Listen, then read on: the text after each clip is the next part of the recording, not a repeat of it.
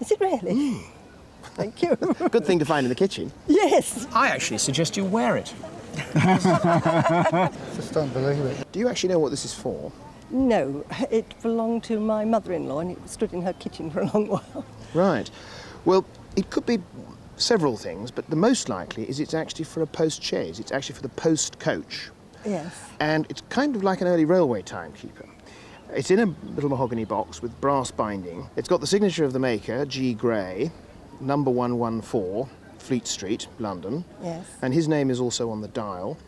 A rather sweet little fold-down handle on the top. But the important thing is when you turn it over, it's actually got a back that comes off, which has a lock. Yes. So once the instrument was wound up and set to time, you locked it in the box, and whoever was responsible for it, like a night watchman, or in this case, I'm sure, somebody driving a coach, they couldn't get at it, alter the time, or mess with it. So if they had a schedule to keep, you could check it from this watch. Oh, I see. Now, the interesting thing also is that inside we'll probably find that the watch, it's never really been completed as a watch. And indeed, inside, frequently with these type of watches, the movement itself isn't finished. And there we are. This piece here has not been pierced and engraved, and they're usually very elaborately pierced and engraved. So this was just simply a working instrument. Yes. Probably somewhere around about 1810, 1820. That's a fascinating thing. Well, it's more interesting than Yes. fabulously valuable. But I have to say that despite a little bit of damage on the dial, Yes. which could be fixed, but it's part of its wear and tear, it's still probably worth £500–700. Is it really? Thank you. Good thing to find in the kitchen. Yes, yes. And I nearly didn't bring it. Well, it made my day. Good. Well, the signature on this watch is a maker from Kettering, which is very local. And is it your family area? No, the gentleman that owned this lived in Suffolk, near Bury St Edmunds. Suffolk. That's not that far away. In those days, it was further than it is now. Well, you know what I mean. Well, all right, yes. How old is it, then? Well, that's an interesting thing. It's what we call a farmer's... There are several names for these watches. Yes. They're called pair-cased verges because they're a verge movement and they have a pair of cases, two cases. They're also called turnip verges because of the size. Yes. And the other name is farmer's watches. Yes, well, he was part, Yeah, yes. and this is a classic example because it's a model that is called Speed the Plough. Ah, hence the picture. Yeah, and sometimes you actually see them and it's got written round the top of the dial, Speed the Plough. These watches started to be fashionable in about 1820. Right. This watch is 1871. It's 50 years out of date. Oh, really? And the reason is that when you come to an area which is heavily dependent on agriculture, Lincolnshire, East Anglia, the farmers working in the fields, probably with massive, great heavy coats and big gloves. The fashion in London at this time in 1870 was very thin, flat watches, thin and... Well, of course, there was no good to a man working in the fields. Right. So these watches remain traditionally popular in agriculture because you get your hands on them. A big pair of gloves, you could reach in your pocket and get the watch out. Yes. And that's why they remain popular. Fascinating. Yeah. Well, they used to be worth about a fiver in the 70s, and now Yes. that's 250, 300. So they've improved. That's what I was wondering. Yeah, Yes. 300 Thank you very much. That's lovely. Well, it's known as repoussé work, which is taken from the French repoussé, which in English basically translates as equivalent of embossed. And the technique used is to make the skin of the case like a dish, a bowl, and then afterwards they actually punched it up from the back. And if we look inside, I think we'll probably find, underneath the watch paper, this, by the way, is a Victorian watch paper that's been put in by somebody who repaired it. But if we look inside, we'll see that, in fact, exactly that, how they've stamped through from the back. It's a delicate process. Now, the interesting thing about it is that because you have to continue to stamp the case up, you're continually thinning the gold. You're pressing the gold out, and as you stretch it, of course, it'll get thinner, which means that over the years, if the watch is worn, and unfortunately, I know that sounds the wrong word, but unfortunately this watch has been worn, and we've lost quite a lot of the detail. But if you look very carefully, you can actually see that there are holes in it. And so that's where it's worn through. Now, the decoration is Rococo, but it's interesting in one way, because usually with watch cases, the seam which in this case could be Dido and Aeneas. It's one of the famous sort of warrior's return or warrior's departure. I haven't had time to work it out. Now, usually that scene will occupy the whole centre of the back of the watch, and the Rococo scrollwork will work all the way round as a frame.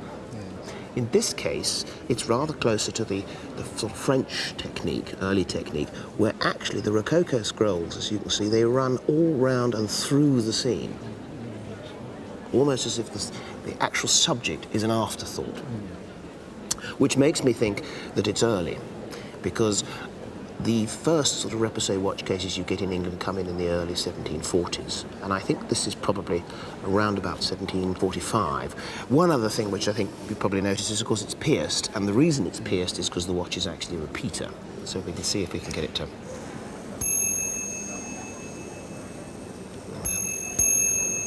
It's not going to do the right one.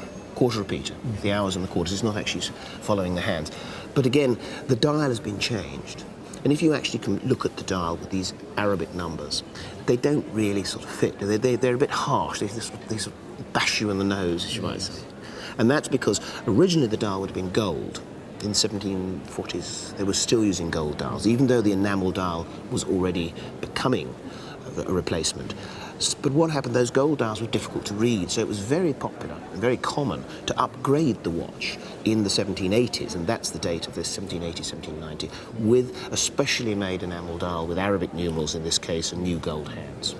Now, of course, the question is who's it made by? I'm sure it's going to be signed, and see if he bears out the theory that it's probably an early watch. It's actually signed here, there we are, John Archambault. J-N-O, is it John? Yes, John Archambault, London. So he was working from the sort of 1720s to the 1750s, and probably comes from a Huguenot family, because most of the best silversmiths in England at the time were Huguenots. One particularly nice feature is that here you have a little disc for the regulator. And when you put the cap back on, this little cap here, which is for dust protection, you can actually see that there's a snail for the direction of slow, and a little hair for the direction of fast. So you turn the little square with a key to adjust the watch, and obviously turning it left makes it go slower, and turning it right makes it go faster, which is a nice little detail. So can I ask how you got it then, if you want? Well, I inherited it after my father some 25 years ago, and I don't know how it came into his possession. I suspect that he himself bought it. The condition is against it. It's common for them to be worn. Occasionally you find them absolutely mint, and then they are very valuable. As it stands, it's still an important little watch. I suppose probably be looking at 2,000, between 2 and 3. Surprising. I'm glad it's not that bad a news though. That carriage revolves once every 52.5 minutes. Now, Reed & Sons, of course, would not have made this. They were the retailer. This particular sort of carousel was made by a man called Bonnickson. And Bonnickson, on behalf of Reed's, would have sent it to the observatory at Kew for a certificate of the finest timekeepers. And although it's got a QA, 82.8 is by no means brilliant. But certainly to somebody up in the northeast, the fact that it had QA engraved on it would have actually been quite a nice thing. I like the watch. It's technically very interesting. There are obviously many, many ordinary gold watches, but that's rather more special. Current price at auction at the moment between about 2,500 and 3,200. So I actually suggest you wear it. Oh, lovely. How did you get this one? Well, I inherited it from my father, but I had seen it before, about 50 years ago, when I was a lad.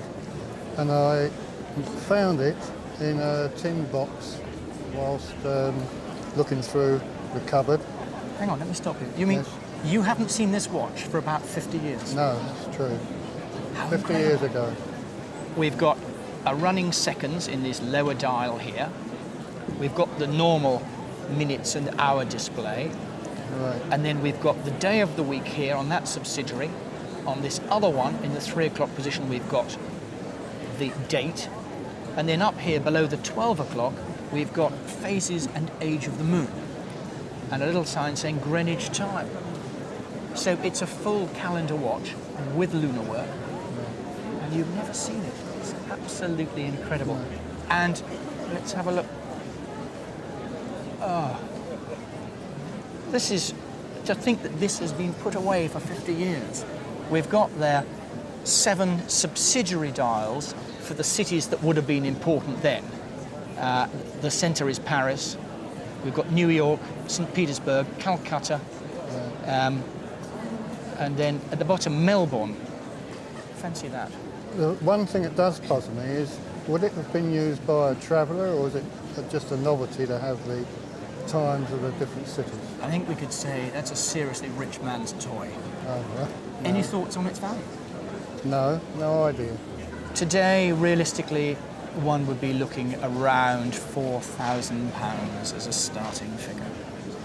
Just don't believe it. Well, No. I wonder how other many goodies there are Well, in that tin. in the tin, exactly. Thank you. Thank you.